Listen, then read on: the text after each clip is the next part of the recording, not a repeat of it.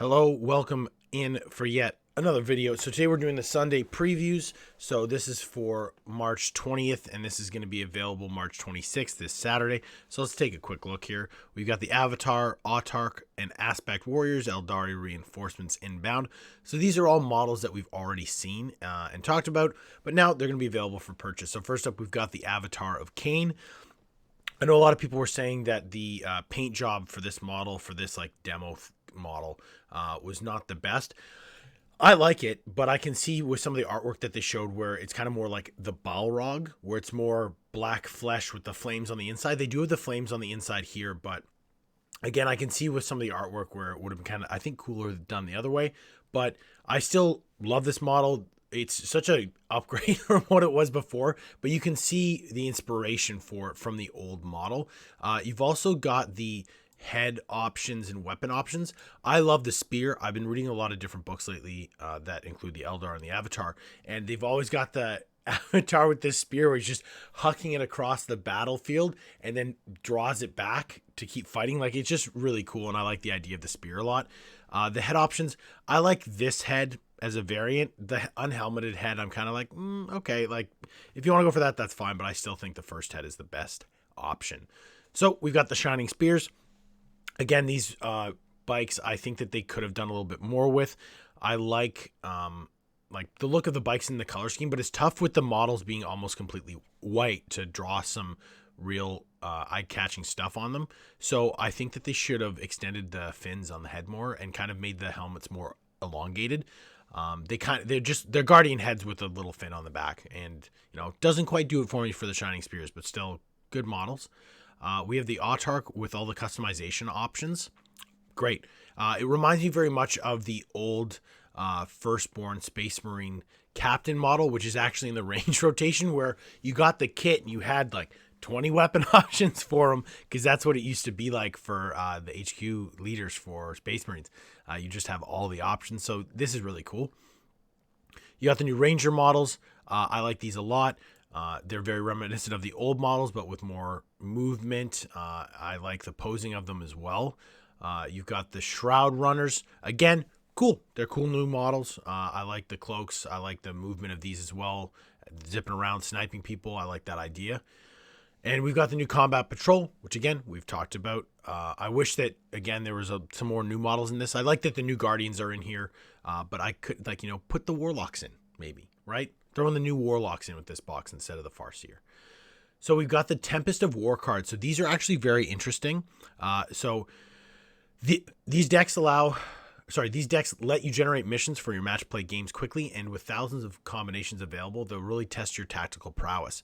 So when you're playing games of Warhammer 40,000, for people who haven't played yet, usually you just random number generate the mission you've got, the objectives, and that's how I've done it basically for years.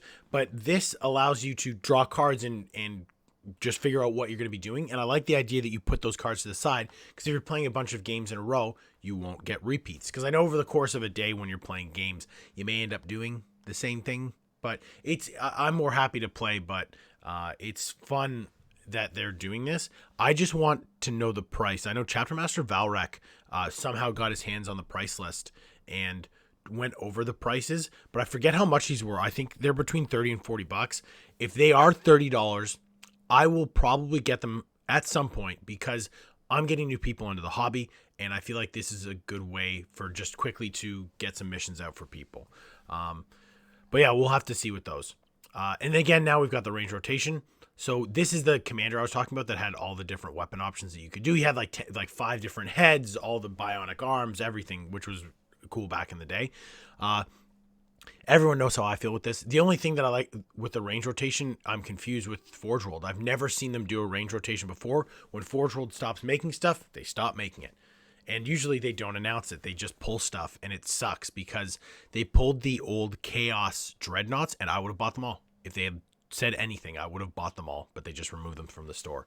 For the Chaos stuff here on Blackheart, I don't like that they're being like, it's going to come back later. I need a new model. Give me, Huron's the next big villain here. Let's see. He deserves a new model. I've already got a Warsmith. I converted this model into a Night Lord's model, and then the Chaos Order jump pack. I've never been a fan of the head, so I never got this model. I'm all good on that. But the rest of these, a lot of these are Firstborn Marines, like Armor Through the Ages pack and stuff. Like, I don't know. I think you can just get rid of a lot of this stuff. This model is super cool. I think they should do a new chaplain with a jump pack. But, yeah, I don't know. It's tough with the range rotation. It's something that I've not really seen. I guess they do this in Lord of the Rings all the time, but we'll have to see how it works in Warhammer 40,000. So the last couple things here is from Black Library. We've got the paperback Serpent and the Saint, Assassinorum Kingmaker. So the Assassin books for Warhammer 40,000 are so good, and they're very few and far between in terms of full novels. You get a lot of like offhand stories about them. I'm excited to listen to this. I'm definitely going to get the audio novel for this. We've got the Horus Heresy collection, I think. Oh, this is all for French. So these are all books coming out in France. And for Warhammer Plus, we've got a couple of new things. I'm actually very excited for Lore Masters Gotrek Gurnison. I've been listening to the Gotrek books. They're fantastic. So getting a little bit of extra info is going to be great. And then I still have to, again, read and watch everything on Warhammer Plus and then do a full review for it, which I'm actually planning to do soon. So let me know in the comments what you're excited for this weekend. Is there stuff you're going to be grabbing? I am most excited, I think, for the Avatar. Someday I could honestly see myself picking this up just to paint, just because I'd love to do a Balrog version of it, where it's just really kind of grim, dark version of it. But that's something from a long time. I have many things to paint before I start doing vanity projects here.